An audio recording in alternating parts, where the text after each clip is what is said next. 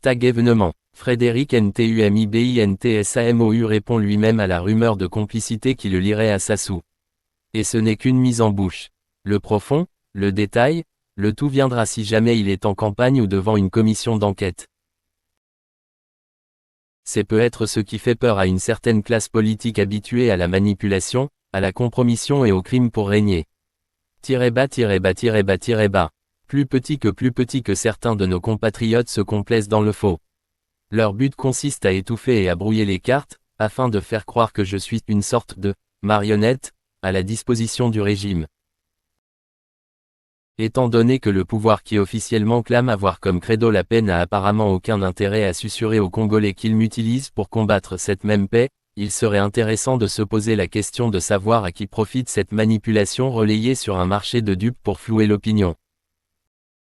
À moins qu'on nous dise pourquoi des fils du Poul s'acharneraient-ils à massacrer, Sikh, leurs propres frères, ce qui serait une première dans l'histoire de ce peuple. Mais pour quelle raison donc? Comment peut-on en arriver à de telles conclusions ridicules? Premièrement, notre lutte est née de la légitimité octroyée par le préambule de la Constitution du 15 mars 1992 qui donne le droit et l'obligation à tout citoyen de résister à quiconque entreprendrait un coup d'État et exercerait le pouvoir de manière tyrannique. Une assemblée des forces résistant au coup d'État du général Sassou Nguesso avait eu lieu à Komono dans la Lekumu le 27 septembre 1999 et m'avait désigné comme chef de la résistance. Absent, j'étais représenté par le docteur N.S. Honda, Joseph Mbizi, le procureur Nezwala, Mr Maoulouba, le lieutenant Tite, l'adjudant Ompassi, le maître karatéka Alain Maboyi, et un nommé warrior. Les autres délégations étaient représentées par, notamment, le général Mukanda, le colonel Mbongu Mbungu, le colonel Bungwanza et un ancien conseiller de l'ambassadeur de France Soulisuba, pour les plus connus. J'avais 35 ans. Des locaux, surtout des jeunes, y prirent également part. Nombreux étant encore en vie, ils peuvent témoigner s'il avait reçu mission du pouvoir que nous combattions pour me désigner. Je dis qu'il faut regarder avec attention. Ne peuvent avoir raison que les chefs et les riches qui ont toujours l'adhésion des masses. Une analyse sereine démontre que tout cela n'est que mensonge et dérision. La réalité est bel et bien à contrario de ce qui est dit au hasard des rumeurs véhiculées par la rue, sans la moindre preuve. Certains à Brazzaville en sont arrivés au point de s'arroger le droit de vie et de mort sur d'autres citoyens. Quant au CNR, son action politique ne peut qu'être en opposition à toutes sortes d'impostures. Qui n'a pas encore compris que ce pouvoir s'entête? Toute la série de négociations qui n'a hélas pas connu de succès est symptomatique du manque de volonté et de l'intention de nuire au processus de paix, qui sont les principes de guide du gouvernement de Brazzaville. Après la mise en place de l'accord de paix de 2003, un plan avait été mis en place, destiné soi-disant à me cueillir en douce, quand j'allais poursuivre ma tournée sur la route de Boko. Un coup des hommes du pouvoir a été tenté à ma sortie de Kinkala, pour essayer d'attenter à ma vie. Tous les militaires en embuscade qui tiraient sous les ordres de leur chef ont été désarmés par les combattants de la résistance qui m'accompagnaient. Voilà le comportement d'un pouvoir qui se dit responsable et qui parle de partenariat politique à la suite d'une signature d'un accord de paix. Nous disons qu'un partenariat sincère commence avec la prise en considération de l'autre partenaire. C'est du reste cela que nous faisons, en ce qui nous concerne, même en voyant l'intention d'en face qui empêche le feedback. Je l'ai déjà dit que la paix ne tient qu'à un seul bout de fil.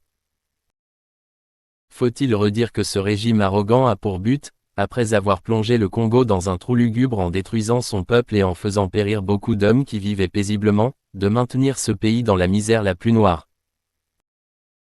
Qui n'a pas vu sa perfidie avec ses mises en scène trompeuses et hypocrites que furent les procès des 353 disparus du Beach, du général Mokoko et du député André Okombi Salissa? Ceux des Congolais qui reprennent en cœur les faussetés que distille le pouvoir de Brazzaville et leurs alliés objectifs en vue de me discréditer, s'en résoudront devant les faits accomplis et mes intentions de justice et de paix. Ceux qui aujourd'hui encore ne seraient pas tendres à mon endroit au point de me traiter de complice volontaire, Sikh, sont ceux-là même qui lorsque nous concluons une paix, parlent de réédition du CNR face au pouvoir de Brazzaville. De ce point de vue, le CNR a démontré depuis la signature des engagements croisés du 17 mars 2003, qu'il ne s'agissait nullement d'une réédition de notre part. Ce que j'appelle folie, quant à moi, c'est de voir aujourd'hui ces personnes qui, pendant la guerre ont réclamé à tue-tête l'arrêt des hostilités, et dès que j'ai signé l'arrêt de ces mêmes hostilités, ces personnes ont retourné leur veste en nous disant tranquillement que par cette signature j'aurais pactisé avec Mr Sassou Nguesso. De qui croit-on se moquer? Cela est du reste le droit de tout un chacun dans un débat démocratique. Mais ce débat exige une honnêteté intellectuelle. Nos détracteurs fustigent notre position, l'action et la noble mission du CNR qu'ils n'ont pas saisie en faveur du peuple congolais et du Congo. Ils persistent et signent, accusant à tort et à travers, jusqu'à poser la question suivante, NTUMI a-t-il compris? J'écris dans mon ouvrage que « Personne ne peut connaître ce que je suis si je ne me fais connaître moi-même. » Point.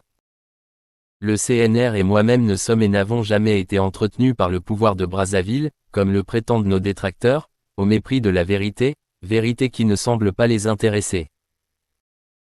Je n'ai pas touché à un seul cheveu de mon peuple pour qui j'endure tout ce que je vis aujourd'hui.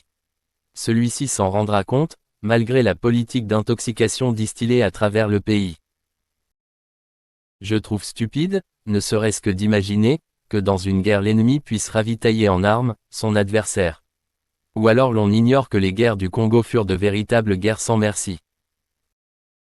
Pour ce qui est du matériel de guerre, celui-ci a été arraché pendant les combats aux soldats hétéroclites à la solde du pouvoir tyrannique. Nous n'avons jamais reçu des vivres du gouvernement de Brazzaville.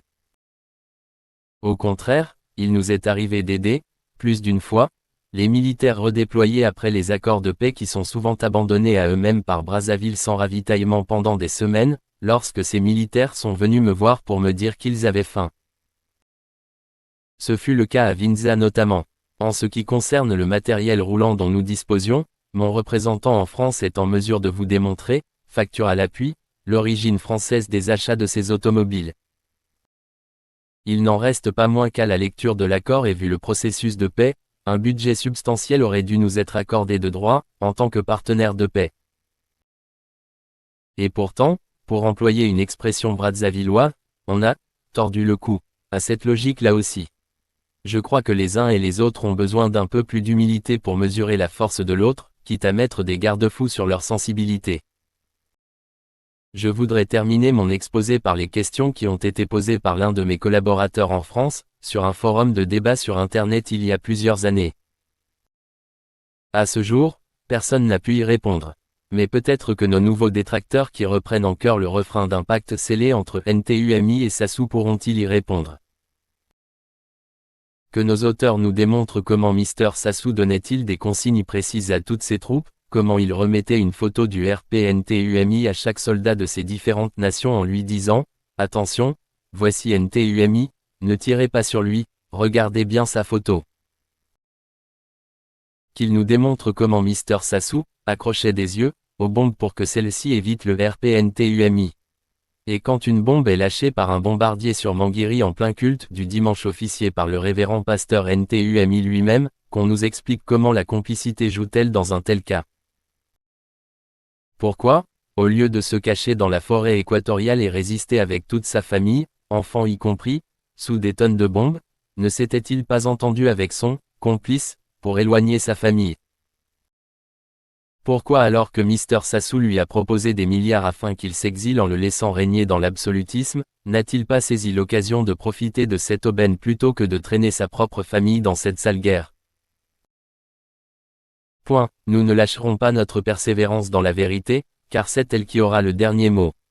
Les observateurs et hommes politiques d'aujourd'hui ne devraient plus se fier raisonnablement à leurs analyses habituelles car notre politique, face à une telle dégénérescence de la situation congolaise, ne peut se contenter d'un profil habituel. C'est ainsi que notre politique n'a pas de référence avec ce qui a déjà existé. Cela explique en partie que nous soyons incompris par certains. Mais les Congolais seront juges en dernier ressort. Plus grand que. Dixit, révérend pasteur NTUMI.